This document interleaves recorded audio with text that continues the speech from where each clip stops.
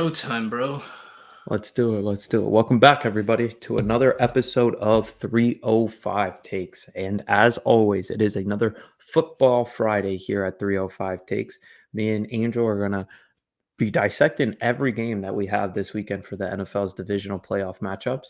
It should be a pretty good weekend of football because I like some of these matchups. Me and Angel were discussing, who do we like as far as the underdogs right before we got on, and there might be some surprising picks for people. And honestly, I think it's a week that predictions might go out the window because I think a lot of these teams really are very well matched up. So I'm looking forward to breaking it down with Angel throughout this podcast. So let's get right to it. Oh man, the best, arguably every year, the best weekend of football, and the one that I hate saying this, the one you can't bet on because it's always this week that you don't know who wins. Yeah, for example, last year we had the Cincinnati Bengals going into Arrowhead and beating the Kansas City Chiefs when it looked like it was going to be a blowout at halftime, and they righted the ship from halftime and went on to go to the Super Bowl. So this is a week where, and last year we also had the 49ers going into Lambeau and beating Aaron Rodgers, the MVP. So let's see Oh, what and happens. Bucks Rams. Yeah, let's see what happens this weekend because like you said, yeah, I think this is a weekend you really can't bet on. I'd probably mostly look at player props if you're interested because I just don't really know what the outcomes are going to be in these games. And a lot of them have pretty big point spreads. I mean, the one I was looking at to start off with is I thought, but I just don't know if it's too easy. I thought put in a teaser with Kansas City, Cincinnati, because I got it up. I took it 6.5. I put a little bit on it just because, I thought It's I not thought it bad would. with I it thought being it would. 8.5 as a Yeah, different one. yeah. I took Kansas City down to -2 for me, and Cincinnati up to +11. So, I mean, I kind of like the Bengals in this game, but let's get to the games in order. As we'll start off with the Jacksonville Jaguars off their surprising and come from behind victory over the Los Angeles Chargers will now face the number one seed in the AFC, the Kansas City Chiefs and Patrick Mahomes at Arrowhead on Saturday at 4:30. And for this game, I think the biggest matchup will be, can Kansas City get enough pressure that it causes Mahomes to throw the ball a second before he wants to, or just makes him uncomfortable in the pocket? Because this, like a lot of the matchups that we had last year, or last week, this is a matchup that we did have in the regular season as Jacksonville went to Kansas City in week 10 and lost 27-17, 9.5 point spread. So almost exactly what we have going into this weekend. But I think Jacksonville's played a lot better since then. And Yeah. I mean, there has to be something said to what happened last week with LA because I do think that Kansas City does have the potential, especially because they will be playing at home. They had the bye to really jump out to a really early lead in the first half. But seeing what Jacksonville did last week and how they handled that comeback, I don't think that they're just going to lay down. Like I think they're going to be like, we just did this a week ago. We can do it again. Yeah. Jacksonville has confidence, so that is a scary trait to have, and it's only them on the road now. They know it's them against Kansas City, so I mean, that could be a recipe to beat them, but I don't think it's going to happen. I have the Chiefs winning this game.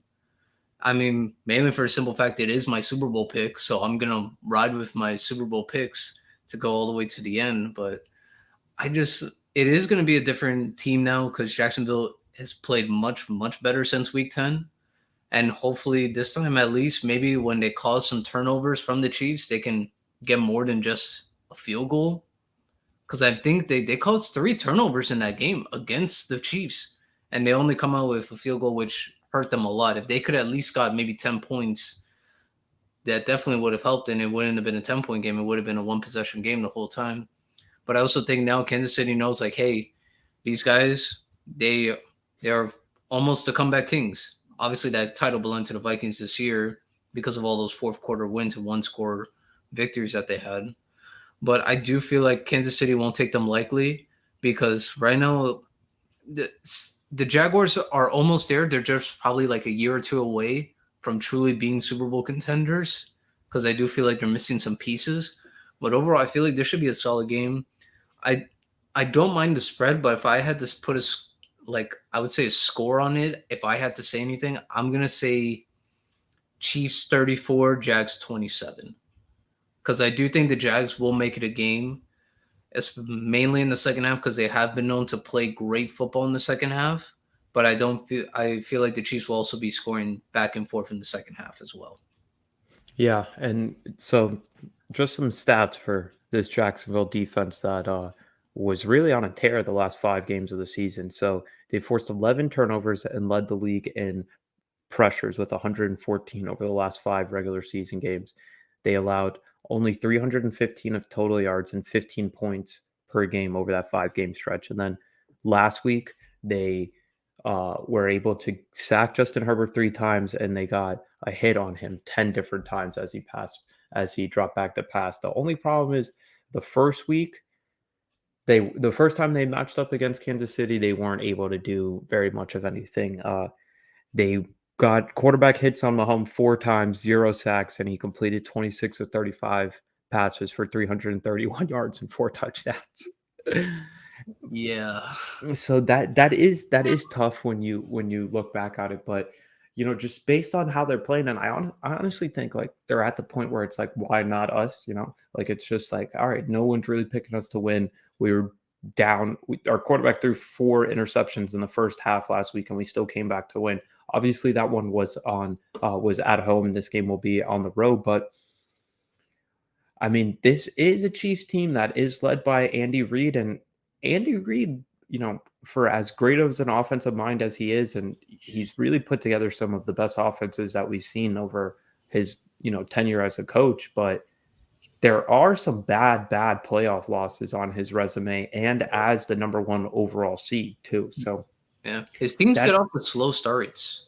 and sometimes you'll be like, what is going on in these games? Like are they serious right now? Like, and we've seen this with the Chiefs too, where it's like, why are they not beating this team by 14 points right now? Like we saw that Texans game earlier this year. Like there are moments where you look at this team and you're like, are they just messing around out there? Like, are they taking this serious? But with the extra week and the fact that it's Mahomes, and I think he really wants to go back to the Super Bowl and lead this offense and be able to put up numbers considering how they lost last year to the Bengals at home Yep. and with the Tyreek Hill trade this offseason. So I do think it'll be an interesting matchup, but like you said, I just don't really see a way that this Chiefs team loses this game. As far as the point spread and stuff, I would honestly stay away from it because, like I said, I truly think the one that I do like is anything Kansas City first half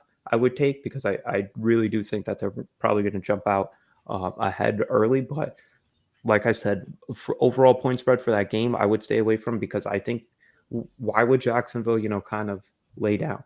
I Yeah. think they're going to start airing the ball out if anything, and that's kind of what they did in the second half last week. And they have the weapons to be able to move the ball, whether Yeah. it's Zay Jones, whether it's Christian Kirk, whether it's Evan Ingram, they definitely have the weapons to move the ball. Travis Etienne was good for them last week as well. So, and then I could see it where Kansas City gets up to a big lead and they're like, all right, let's, try to preserve some clock. Let's not be the Chargers. Let's actually run the ball. And if, that's not working and, they go 2 drives without being able to put up any points on the board, that's when your, plus 8.5, minus 8.5 will go away there.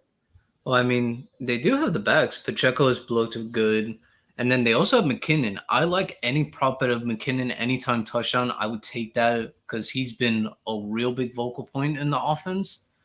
And if they can't really necessarily run the ball, at least they can do some passes to at least get the running backs in open space.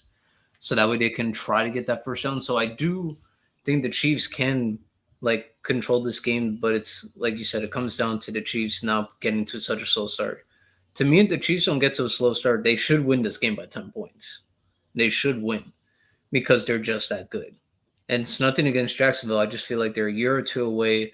Once they get Calvin Ridley back in, and I feel like if this offseason they do re-sign Evan Ingram and address more to the defense and the offensive line, I feel like Jacksonville could definitely be a Super Bowl contender. But just right now at the moment, I don't think they're ready yet. And now this is going to be different. They're not going to be playing in Jacksonville. They're going to be playing in Arrowhead. Arrowhead is loud.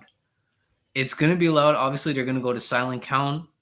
And Trevor Lawrence talked about like, he doesn't expect it to be that loud, but no, I mean, the stadium was counted as the loudest stadium ever in NFL history. So who knows? Maybe they might get some false starts. It might be like maybe a 12th man, like Yeah, because effect. Trevor Lawrence gave the fans some ammunition. He said, "I can't imagine Arrowhead Stadium will be much louder than our fans were here on Saturday."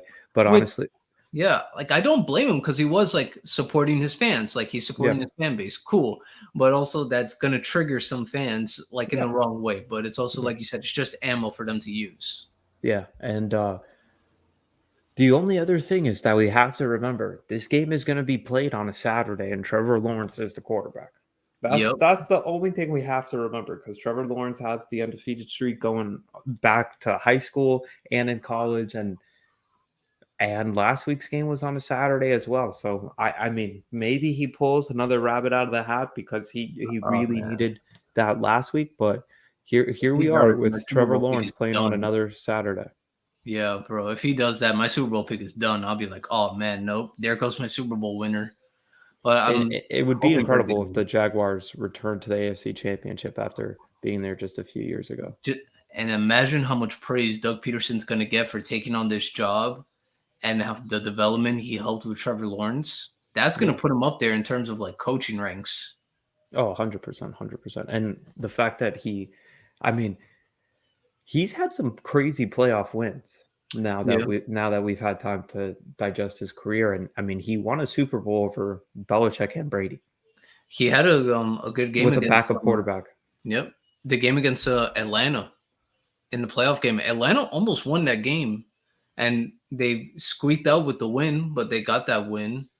Then there was also the Bears game, the double doink. Yeah, yeah, yeah. That He set back hasn't, the whole Bears franchise, man. but I Oh, mean we'll see because the other guy, like you said, there's a guy named Patrick Mahomes, and that guy he's really good. yeah, He's he's really different. He's different, and like I said, I really think that the team and him personally are going to be super motivated going into this game. yep. But I mean, hey, hopefully we'll see. But we got two good coaches, and I mean, it just sucks that none of those two coaches are going to be fighting for Coach of the Year because that belongs to the other matchup. Yep. So let's go. Let's get to it. We got the fighting Brian Dayballs and the New York Giants going to Philadelphia to play the number one seed in the NFC, the Philadelphia Eagles. And this one, I mean, I don't, it's for me personally, I'm not going to full out say it's going to be an upset, but I'm not discounting the Giants. I'm not discounting the Giants at all in this game. And, so the Giants played the Eagles at home on in week 14. And the Eagles absolutely dominated that game, winning 48-22. And I believe posting here, I'll get you the exact stats. I believe they had over 300 yards rushing in that game. They had 31 carries for 253 yards for 8.2 yards per carry in that game. Quick question: how many carries did Boston Scott have? I know he scored a touchdown. Yeah, He bro, had 6 carries for 33 yards and a touchdown. that's the Giants' killer, bro. Yeah, man.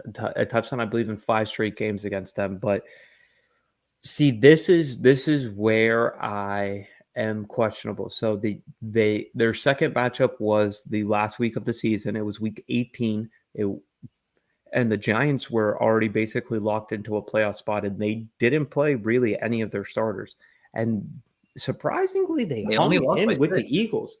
22-16 was the final score in that game, and that was with a bunch of basically third stringers and practice squad guys playing in that game. So I think there is something to that. And this Eagles team, I hate to say it, I think they kind of peaked early. Like I Yeah, think we saw the best of them early, and now I get that Lane Johnson is going to try to play in this game, but he has a torn groin. Like how painful does that sound? A torn groin, and now your job is to protect the quarterback. Like that would be the last thing I'd be worried about. I'd be yeah. worried about not re-injuring myself. Yeah, no, it's definitely something to worry about, and it's kind of like you said. The Eagles haven't played their best. It could be like you said, they peaked a little too early because their defense, like they haven't been playing that good ever since the Cowboys game in Dallas. They just simply have not played good, and then their offense, obviously, once Jalen Hurts injured his shoulder, the offense like has it didn't look good in the last time they played. Obviously, now he has more rest, so that does help him. But like you said, I it's hard to count out this Giants team because this is gonna be the third time they're playing, and it is so difficult to beat a team three times in 1 year. It is difficult. So I can't count out the Giants and Daniel Jones. I said it on Monday. I mean, he made me eat my words. I called the guy trash to start the year, and he hasn't played bad. He's actually played really well this year.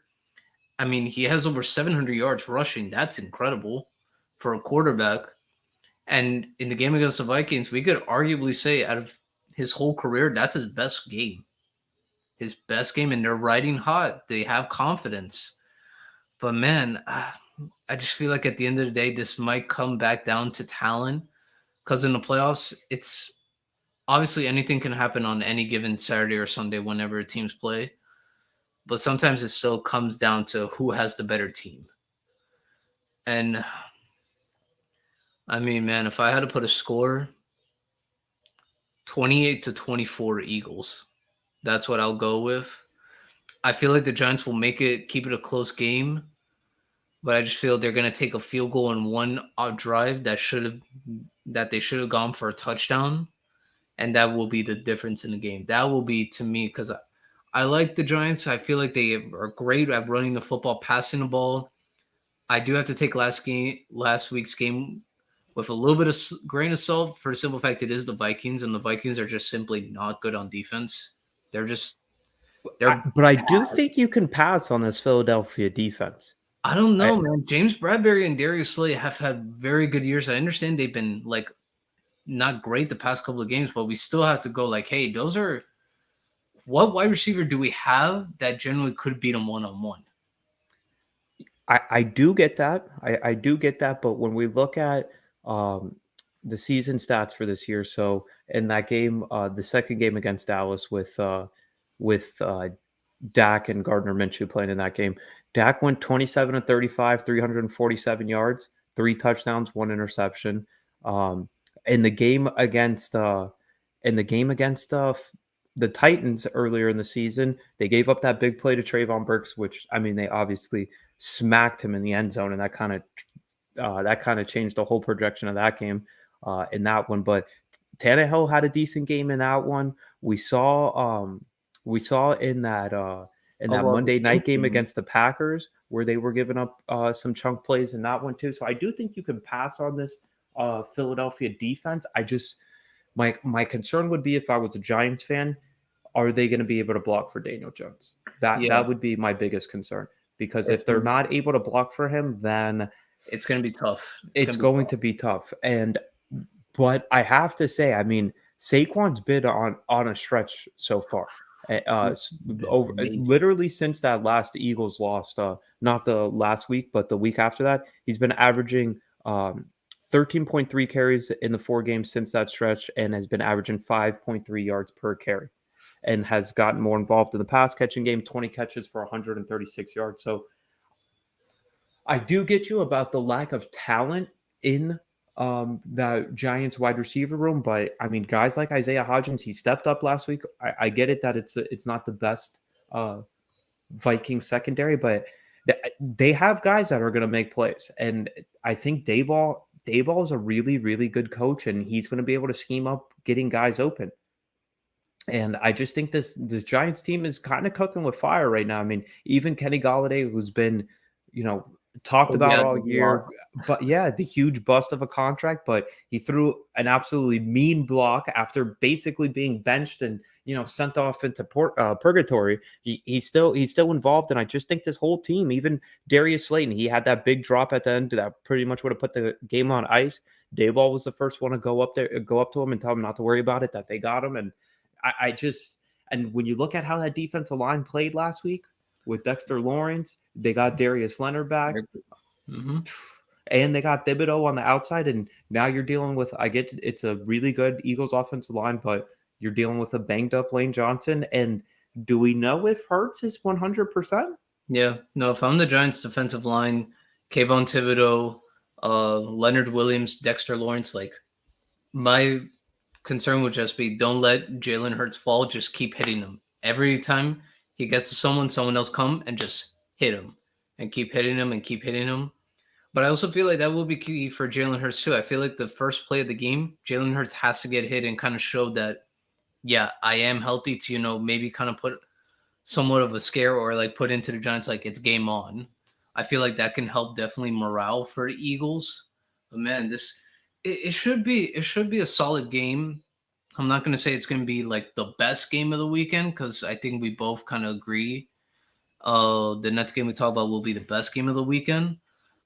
But this should be good because I mean, these guys know each other. If you want to talk about like which teams have the most on each other, it has to be these two.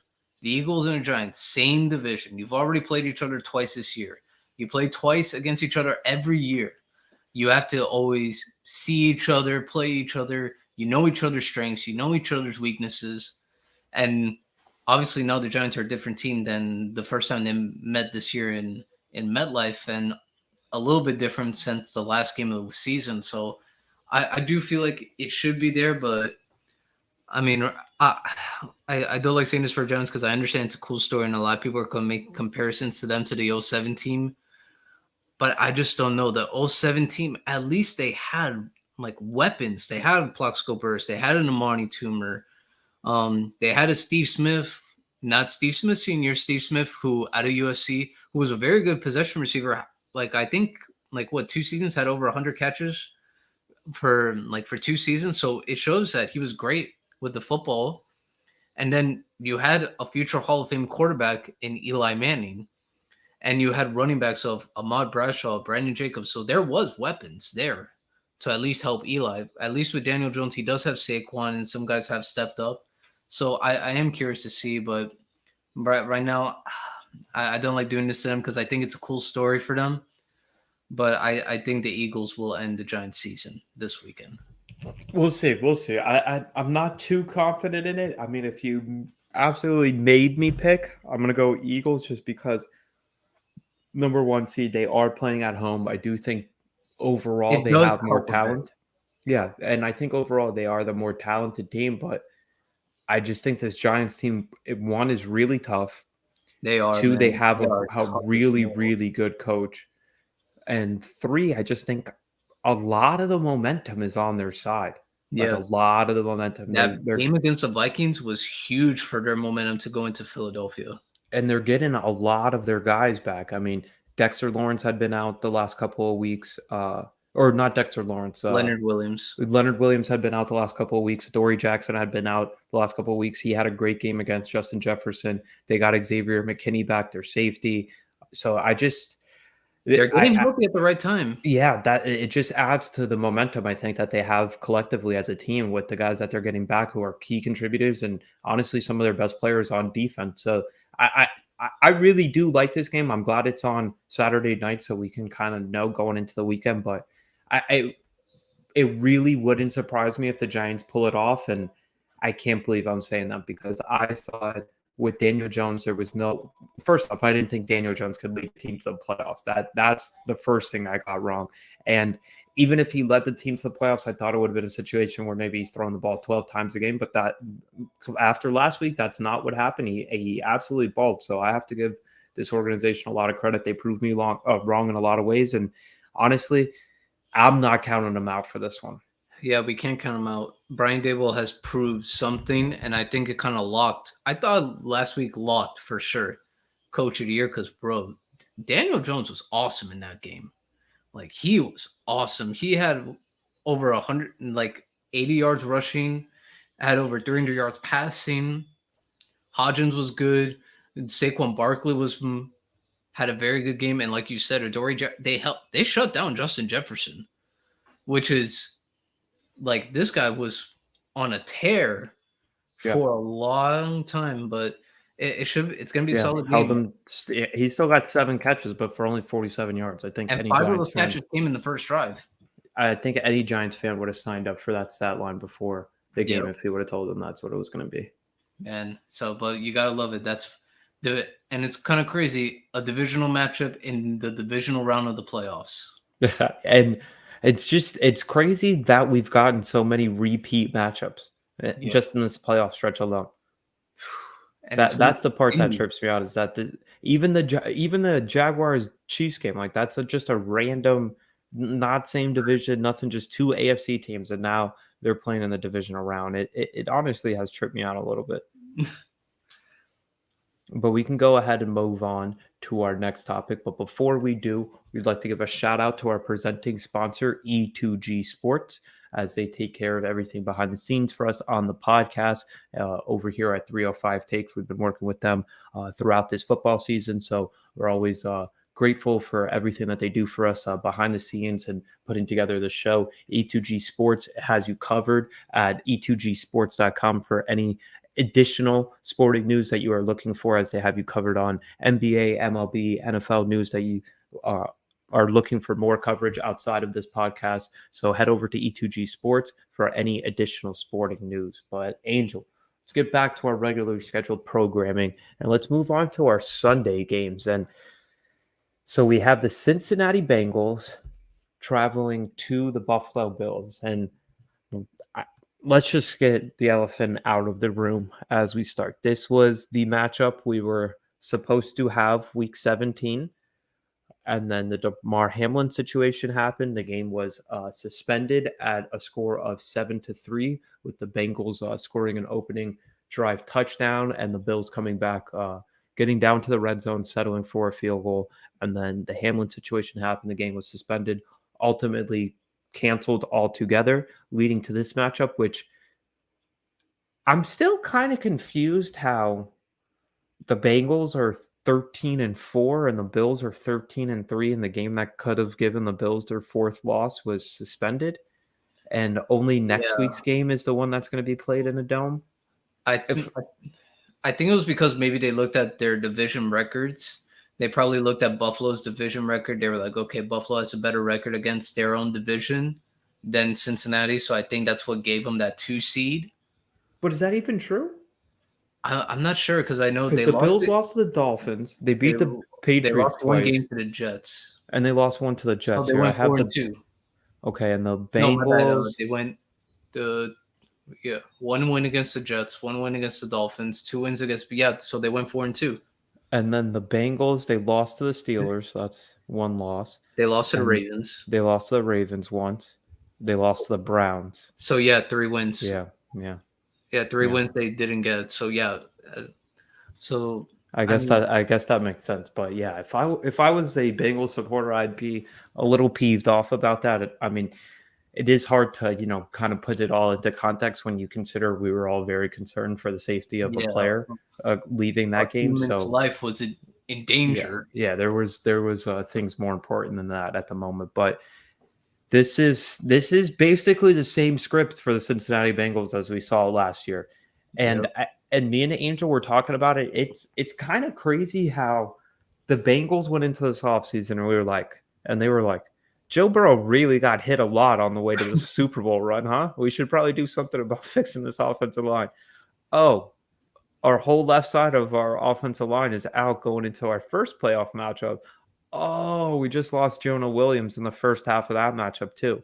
So And it's now we're like, oh down wow, 3 offensive linemen so going into the 2/5 of divisional our round. line of our offensive line going into week 1 is still playing right now. Oh, that's And great.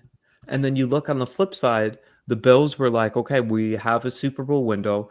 The thing we need to improve at is getting after the quarterback. So what do? They draft Greg Rousseau. They draft Boogie Basham. They sign Von Miller. Von Miller is not available for this game.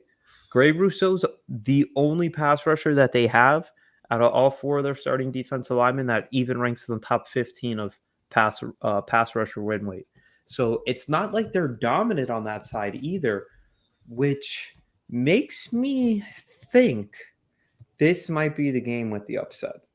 Yeah, and I mean, I'm definitely thinking that too. It's just Man, it's not that I don't like this, but to get first things out of the way, it's kind of crazy that we got this matchup again Yeah. when last week we both know it is. I think, and 95% of the people can agree with this. If Lamar Jackson and Tua played, the Cincinnati Bengals and the Buffalo Bills are at home this weekend, while the Miami Dolphins would have played Kansas City, and then the Baltimore Ravens will be playing the Jacksonville Jaguars.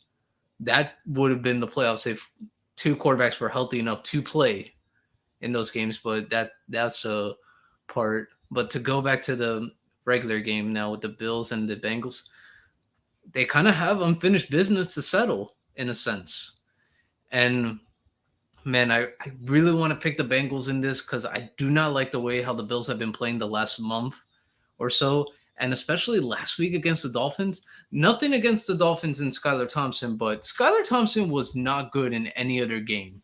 He really wasn't. And Skylar Thompson actually played like fairly well. Like I was like, he's not playing bad. He's not like losing the football. The only like bad part I thought of the whole game was that he was snapping the ball so close to when the snap clock was about to go to hit zero. So that was probably it. And the Dolphins came back and they made that Buffalo offense like look shaky. And we've talked about it all year. The Dolphins defense, they're just not good.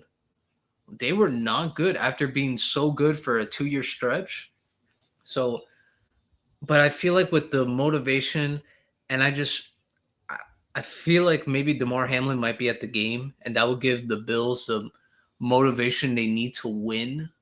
So I feel like that's why I don't like doing this again. I'm gonna pick the home team. I'm gonna pick Buffalo just because I feel the DeMar Hamlin motivation will be so big for this team that they're gonna really want to truly win this game for DeMar Hamlin. And he's been around the guys all week at their facility, so I do think he's going to be somehow involved in the pregame, maybe leading the guys out into the tunnels. Something I think is going to happen before the game, just to give the guys that added motivation and have the emotional scenes. And it is crazy that it's going to be against the Cincinnati Bengals, but roles reverse with them being the home team. But the thing that I'm curious about is this Bills offense is a little suspect, and They we've turn been over the talking about ball. it a lot with just how Josh Allen's play has been really up and down since that injury. The wide receiver room is not as good as I thought it It's is. digs or bust. It's really digs or bust. Okay, good, because I have conflicting feelings on Gabe Davis because for one, he does get in the end zone, which like I can't dispute. Like I see him catch the ball in the end zone. But like, does he do anything else? Yeah. Does he get open on anywhere that's not in the end zone? That's a genuine question. And then the thing that confused me is they signed Beasley like just out of nowhere right at the end of the season, and then presumably that's because they knew Isaiah McKenzie was going to be banged up going into last week. So Beasley plays, and then they play the Shakur kid who literally stole his name from Tupac, and he's I believe from Appalachian State or Boise State, one of these random schools. Which no disrespect, and I believe 5th-round pick, but that's really who's your starting slot receiver, or Cole Beasley, Yeah. who was on the waiver wire. So that's the other thing. And then what really surprised me last week with what made me think of that about the wide receiver room is that the Dolphins were not afraid of blitzing and leaving undrafted play outside of Xavier Jones. It was basically undrafted players covering these receivers. They weren't afraid of the matchups. That's what it Yeah. was. No. And when you look at the stats, so Josh Allen's, according to PFF, Josh Allen's passer rating as a against the blitz and not against the blitz is 30 points difference. So his passing grade against the blitz this year is 64.6, including the playoffs. His passer grade when he's not blitz, 90.7. I guess 90.7. the And Brian base Daboll effect is real. and I seen that. I saw some meme today about how much his turnovers have increased since then and how much Daniel Jones have decreased since Brian Dable. But this was last week against the Dolphins. when he was not blitzed, he had a passing grade of 90.9. He was 15 to 24, 2 touchdowns, 1 interception, and had an adjusted completion percentage of 72.7. When he was blitzed, 51.2 passing grade, 8 of 15, 1 touchdown, 1 interception, another turnover when the fumble happened, and his adjusted completion percentage was 57.1. I mean, dang, it's So I do wonder how this impacts the Bengals because they really weren't getting after the Ravens at all. And that's actually um pretty sad. That's it, pretty which, sad. which is and it wasn't like Huntley was like it wasn't like they were pass rushing to avoid to keep Huntley in the pocket. Like that's just how it happened to Homie work was out. It running wasn't on his own goodwill. yeah, it wasn't like, oh, let's keep him in so he doesn't break the pocket, which is that's the other concern with Josh Allen because his rushing touchdowns predominantly come against the blitz. He's able to escape the pocket, break a couple tackles, maybe hurdle a guy or two, and then next thing you know, he's running around in your secondary. But the only thing is that I don't know if you can leave Eli Apple anywhere near one-on-one coverage with Stephon Diggs. That's Uh, the problem. So, like, all nothing the against. blitzing stats might be great, Yeah. and it might sound like a great idea on paper until you see 14 lined up against against Eli Apple. I mean, we kind of laughed about it last year with Tyreek, but Eli Apple did good I mean, but then he got burned. He by gave up Cooper freaking Cup. and then yes, last week in the Cincinnati game, who was the receiver that hit the slant go, the sluggo on him, and it was Huntley's longest touchdown Oh pass of his yeah, career. Demarcus Robinson. Yeah, like This come guy was the on, fourth string on the Chiefs. Bray. He was literally practice squad this year until all the Ravens freaking receivers got injured. So I'm very interested to see how this one works. I personally, if this is the one that I plan on betting. I think the line is a little bit too high. I mean, 5.5 points. Like to me, this feels like a field goal game. This feels just like a field goal game to me. And you have to factor in that I think Cincinnati is going to be trying until the last second, until the clock hits zero. I think Yeah, Joe Burrow is going to be dropping back to pass, trying to at least even the score up or put some more points on the board. yeah. I feel like that's also the crazy part. These two are kind of evenly matched. Whatever is the Bengals' weakness right now could be their offensive line, and we can say right now the Bills' their weakness is the defensive line. So it can that kind of meshes up, and then you have the Bengals who don't have the best secondary, but right now we're looking at the Bills' wide receiver room. Outside of it being Diggs, it's like okay, who else can step up? So now it truly might come down to the quarterbacks. Who's going to lead their team? Will it be Joe Burrow, who's we could probably say one of the coolest dudes and probably the internet's favorite quarterback? Because everyone loves Joe Burrow. Or is it going to be Josh Allen, who came into the year? The Bills were Super Bowl favorites. A lot of people were taking the Bills. A lot of people, even including myself, thought Josh Allen was going to win MVP. Yeah. Like now it's kind of like going up in flames for them because next year his contract kicks in, his contract extension, where he's going to be involved for a lot of money. So that Bills window to win a Super Bowl is kind of closing now Yeah, because 100%. once his contract kicks in, there's going to be a lot of players that they can't pay. And they're going to have to say, it's not that we don't want to keep you, we just can't. So, yeah, man, so like, man, I really want to pick the Bills just because of the DeMar Hamlin effect, but I'll stick with it. I'm going to say the Bills win this 28-27. Yeah, I think it's going to be a close game. I really do think it's going to be a close game, and I I struggled with the fact that if the Bengals don't get that fumble, like, do they lose that game? Like, I They, do struggle they with that lose the fact. game. Like, Huntley was going to score. I do struggle with that, but it's also like we knew the Ravens were going to do that. Like, they weren't going to lay down. They kind of had some motivation, like all the Plus, it's players also a individually. divisional opponent. It was their third Yeah, time playing each yeah. other. The Ravens had the motivation of like, oh, you think we can only win if we have Lamar? Like, let's show you what we can do. And like you said, it's their third time playing each other, and it's a big rivalry. So like, it's not like they were going to lay down either way. But I, I also feel like the Bengals looked like they were really, really prepared for that Monday Night Football game against the Bills. Like that opening Yeah, drive they was were really good. They were driving the ball down the field before the incident happened. Both times, yeah. When they got the opening drive, and then the drive that the injury happened with Hamlin. So that's my other thing. And we've seen the Bengals defense. Okay, you might be able to score on them, but they're kind of bend don't break. Like, we're gonna figure it out. We're gonna do the in Yeah, game adjustments. We saw last year against the Chiefs. They decided to rush only three people and drop eight. drop everybody back into coverage. So that that is kind of what scares me. But I'm gonna do it. You're I'm picking the taking Bengals. I'm taking Bengals 28-24. We're close. We both have Yeah. the winning team I scoring think it's gonna be 28. really close. I think it's gonna be really close game. Man, it's gonna be.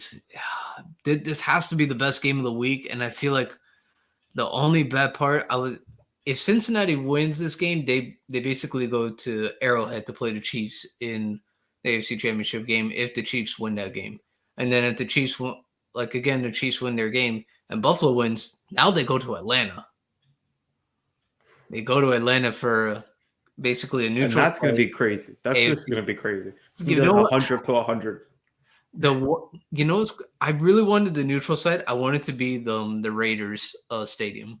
That would be cool. I also saw if they did it at the big house where University of Michigan plays. Because Oh, I saw that that one would of have the been cool. right. How cool would that have been? And it's a huge stadium. You could have had fans from both teams packed in there, but who Yeah, knows what the weather would have been. So and like, also travel. yeah, that well, because one of the options was Ford Field, which the Bills have already played 2 games, one as a home Yeah, team, one as a away team, but it's booked. I want to yeah, know who's at Ford Field next weekend that they couldn't reschedule it for a possible AFC Championship game. But another thing I kind of wanted to bring up with the Chiefs, when we were talking about that game,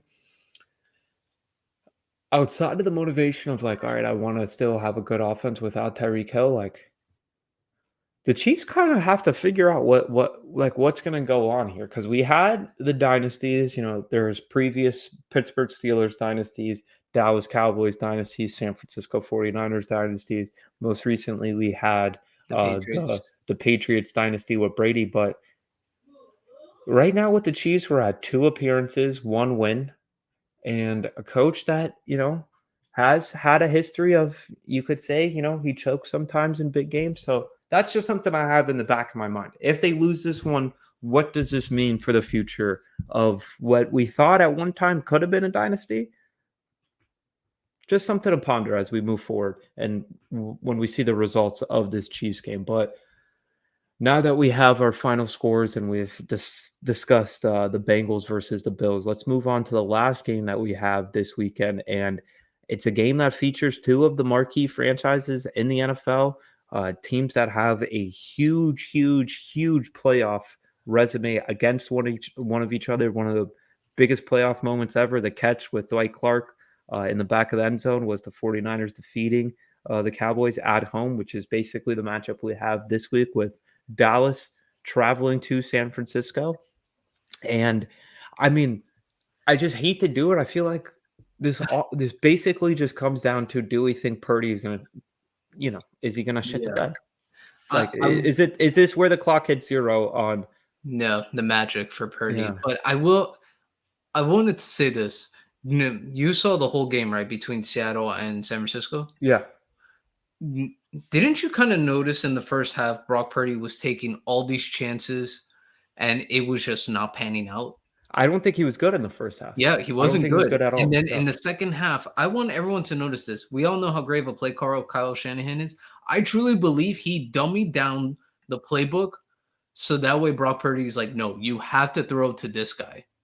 Because he did not target Debo in the first half. He rarely took it was mainly to Ayuk, and that's it. And so I feel like Kyle really dummied down that playbook in the second half that's when he kind of just went off and did all of that. Because people are saying he played good. I feel like Kyle really dumbed down that playbook and said, no, you're only going to do this play, this play, this play, this play, and this play.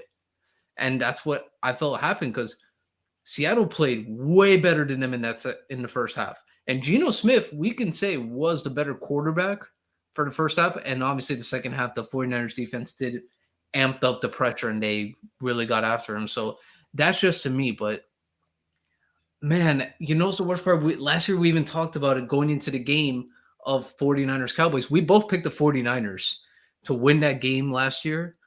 And I hate to say this, bro. I feel like Dallas ends the drought. I feel like Dallas can definitely go on to this NFC Championship game because everyone's already doubting them again. Everyone doubted them, including us, going into Tampa. And what happened? They demolish the Buccaneers, rightfully so, because Tampa's just a terrible football team. And now everyone's kind of doubting it. They're like, they're not going to beat the 49ers. There's no way they're going to do it. Dak this, Dak that, Ezekiel this. All they have to do is that the 49ers offense is so good. I mean, we had to give Dallas some credit because for a good period of like time for this year, we kind of said outside the Eagles, like the Cowboys should be up there to like as favorites to win the NFC. I just don't know if it's too much. Like like we all thought that the Bucks team was terrible this year. Like I stupidly thought they would win just because of Brady, but we all knew that this Bucks team was terrible. Like we'd seen it for weeks and weeks and weeks. So because the Cowboys, who we all consider to be a talented team, and if it wasn't for playoff or division seeding, meaning that you get a higher seed, they would have hosted that game. And I just don't know if like we should, if we're overestimating them for essentially taking care of business, but I also just don't know on the flip side, like when does it happen for Purdy? And to your point, like I don't think he played well in the first half. And I don't know if it was just because of playoff jitters, and then he settled down in the second half, or like you said, I don't know if it's Shanahan just kind of dummy down the system. But I mean, they've been on such a magical ride. They've averaged 36 points a game with Brock Purdy as their quarterback and Yeah, 6 starts with Brock Purdy as their quarterback. So they haven't lost a game since they lost to the Chiefs. and but then you look at this Dallas defense, and I'm very curious to see how Kyle Shanahan and this offense attacks them, because we know that they can generate pressure. They can get after the quarterback. I mean, that's And probably the most shook we've ever seen Brady in a game, which is saying something considering that the key way to beat him is by having a good pass rush. But the I've never defensive seen coordinator him for the not. Cowboys was the head coach for the Falcons, where Kyle Shanahan was the offensive coordinator. Yeah, he was. He worked under Dan Quinn, and they faced off against each other a couple of times when they were in the NFC West against each other. And um, there's this video circulating of Richard Sherman on a podcast this week saying that Shanahan specifically designed plays against Seattle um, that broke the rules of Dan Quinn's defense. So like they were having to go back to the sideline and change the rules for the defense they'd been using all season because of how well Kyle Shanahan understood that defense and was able to exploit it. So, that's also my other thing is I think the 49ers have the better coach in this matchup, and I think they have the better weapons offensively because of the versatility that you have with Debo and CMC basically being interchangeable, and the fact that they have a healthy George Kittle I don't think can be overstated. And I don't think he's the greatest receiver, but he makes plays, except that he dropped probably the best pass Purdy will ever throw in his career. Brandon Yeah, Ayuk. I think that I think they're a little bit more talented on offense, and especially I think the offensive line is going to do well enough to hold up against the Micah Parsons of the world and not have the pressure get to Purdy, because I do think that if Dallas can get after Purdy and he starts running around and running backwards and trying to Dallas avoid should four win the defensive game if linemen that before throwing happens. the ball, I think is going to, if that happens, then I can see how San Francisco loses. But on the flip side, I think if the Cowboys are going to win, we're going to have to see Dak ball out again. Yeah, he has to.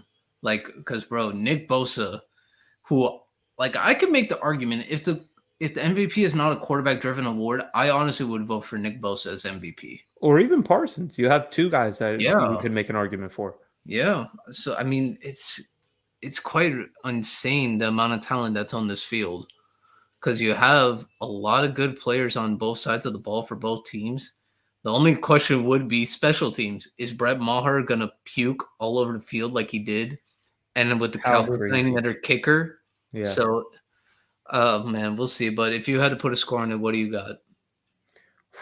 I honestly think that this one's going to be not as high scoring as we expect it to be. I'll probably go 24-17 San Francisco. 24-17 San Francisco. Dang, Yeah. that's close. My score was 20-18 San Francisco. I don't think Dallas kicks Okay. the field goal. I think they go for two. Okay. Like in the first one, I they could get see the it. Yeah. 8, and then they get 10 points throughout the rest of the game. Okay. I could see that. I could see like I one, do want to see what happens with Brett Maher because I've never seen something like that. bro, that he threw up all over that field. Yeah, I mean it literally looked like he lost confidence, and then it's like, all right, is the guy that we think lost confidence, how is he going to react to them bringing in another kicker just in case? Like that wouldn't make you lose more confidence. Like, all right, they can say all they want about having your back, and we're there for this guy, and And the he's video, our Dak kicker. saying, "Go for Yeah, two." yeah, but now they bring in somebody that's essentially there to replace you if you miss another one. Like that's not supposed to make you question if your job is safe. Yeah, I mean, we got a lot of good football this week and a lot of good football. But guys, before we go, I do want to pose this, and I'm going to read some of the names of the NFL Hall of Fame finalists because the NFL Hall of Fame is going to be announced soon, and every year, 4 to 8 inductees are inducted every year into the Hall of Fame. So, Myles, I'm going to read you all the names of the finalists on the ballot. You give me the 4 that should go in no matter what, and the 4 you feel like that are going to that will make it in, like, but not as close as the first ballot ones or other ones. So first name on the list, Jared Allen. Second name, Willie Anderson. You have Rondé Barber, Dwight Freeney, Devin Hester, Torrey Holt, Andre Johnson, Albert Lewis, Darrell Revis, Joe Thomas, Zach Thomas, DeMarcus Ware, Reggie Wayne, Patrick Willis, and to end it all, Darren Woodson. I mean, that's an impressive list of names. I mean, the first guy that stood out to me was Jared Allen. And so I'm looking at his football reference right now. 5-time Pro Bowler, 4-time All Pro, 136 career sacks in 187 games with 32 forced fumbles. Yeah. I mean, that's also good, but then you have DeMarcus Ware and Dwight Freeney there too. Yeah, honestly, the pass rushers were the ones that stood out to me. As you were reading the list, I think the one that's the most locked that I don't think is really up for debate is Devin Hester because we all know he's the greatest at what he did. Yeah, so you would put definitely. So I would put Hester because of what he meant for the NFL and for what he meant for the returning position. All right, so I'd put Hester as a lock. For sure have to get in. I would put DeMarcus Ware is currently 9th in career sacks all time in the NFL's list of all-time sacks. He's at 138.5. 12th is Jared Allen at 136. And Dwight Freeney is at 18 at 125.5.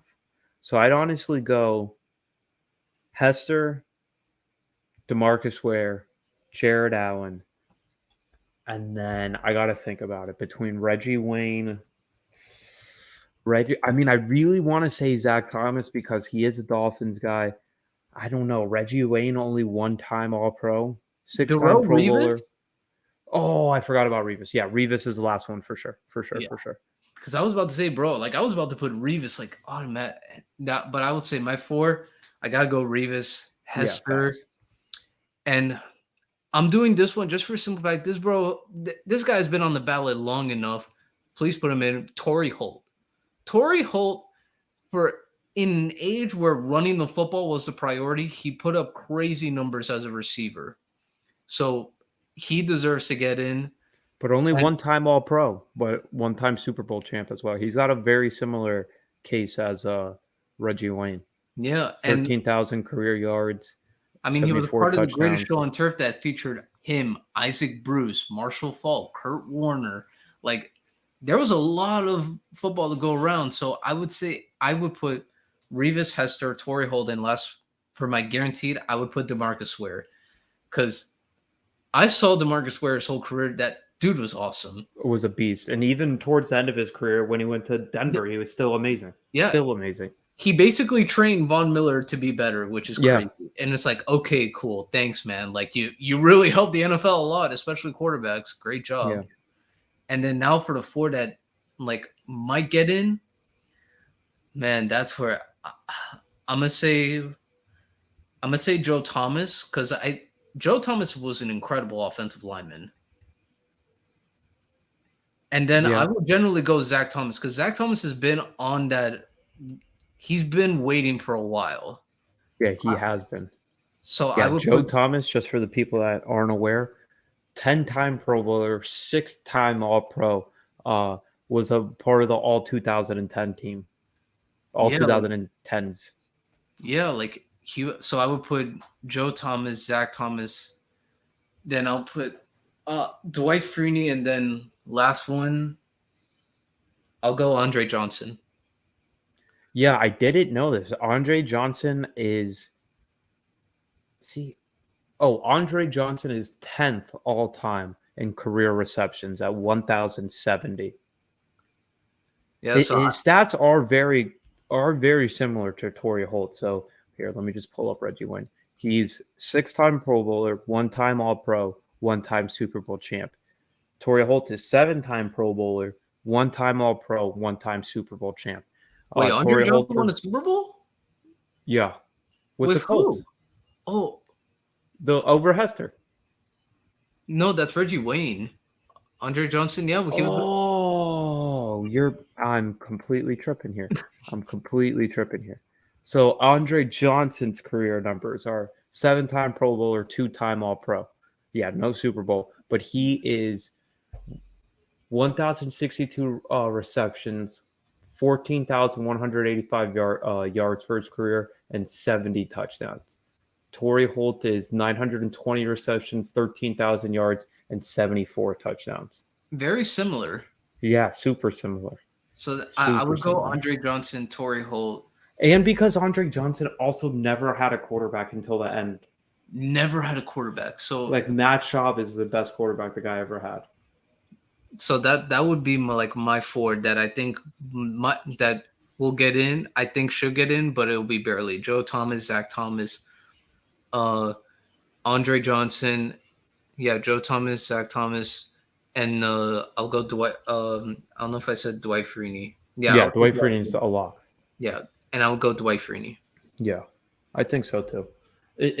Football is also interesting because it's not as hard as per se baseball, and it's not as easy as basketball, but it's also hard to compare the numbers because Andre Johnson is kind of in that in between where they were realizing, we can pass the ball more effectively. Torrey Holt is not in that era at all, but then the defensive players, obviously sacks mean a whole lot more. And then for a guy like Joe Thomas, I mean, he's an absolutely amazing player. He just played a position that not a lot of people are aware of. Who on a terrible team. Yeah, and that's the other thing. He was on the Browns for his entire career. So, that's the other thing. So it's like, all right, I play a position that a lot of people aren't aware of who is truly elite, and I play on a team that absolutely nobody cares about.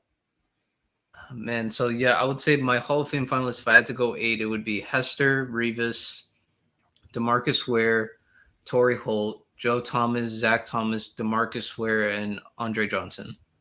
Yeah, can't complain with that one. Can't complain with that one at all. Oh, wait, no, Dwight Freeney and, switch DeMarcus Ware, yeah. Yeah, both of them still. So I would go with that one. But, man, I just don't know because the Hall of Fame voting, I even have a problem with the Hall of Fame voting because after what they did to T.O., when I was like, people, this guy's a Hall of Famer. Don't make him wait. It's always been my pet peeve with the NFL Hall of Fame. It's because they, especially for football writers, they kind of hold it against you. Yeah, it's like, okay, I understand the guy might not be a cool person, but let's take personality and off-field off the books. What did they do when they were on the field? Yeah, 100%. That's how I agree too. Yeah, but man, hey, this was good. At least we still got football. Yeah, we do.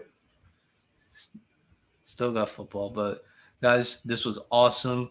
We can't wait. We will be back on Monday to give our reactions to all these games. Most of the time, this is usually the best weekend of football because all the games are always so close. And we're going to even do a little preview of the AFC NFC Championship game. We're not going to talk about the Pro Bowl. We're Yeah, just simply not. I got no interest in that. The Pro Bowl should not be talked about. It won't be talked about. We're not going to do it. We'll talk a lot about the games, but that will be it. And who knows? Maybe we'll try to get some other content for you guys. We might even try to bring in someone next week. So we'll see you guys on Monday, and let's enjoy this weekend of football. Peace.